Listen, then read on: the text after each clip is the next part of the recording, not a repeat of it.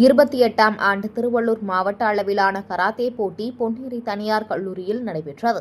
500க்கும் மேற்பட்ட மாணவ மாணவிகள் பங்கேற்று வெற்றி பெற்றவர்களுக்கு பரிசுகளும் கோப்பைகளும் வழங்கினர். திருவள்ளூர் மாவட்டம் அளவிலான 28ஆம் ஆண்டு கராத்தே போட்டி பொன்னேரியில் உள்ள தனியார் கல்லூரியில் 2 நாட்கள் நடைபெற்றது. இப்போட்டியினை திருவள்ளூர் மாவட்ட கராத்தா சங்க சேர்மன் திரு லட்சுமிகாந்தன் குத்துவிளக்கேற்றி போட்டியினை துவக்கி வைத்தார். இந்த போட்டியானது திருவள்ளூர் மாவட்டம் சுற்றுப்பகுதியில் உள்ள ஆவடி, அம்பத்தூர், பூந்தமல்லி, கும்மிடிப்பூண்டி, திருத்தணி, ஊத்துக்கோட்டை, பெரியபாளையம் போன்ற சுற்றுப்பகுதியை சார்ந்த 500க்கும் மேற்பட்ட மாணவ மாணவிகள் கராத்தே போட்டியில் பங்கேற்றனர்.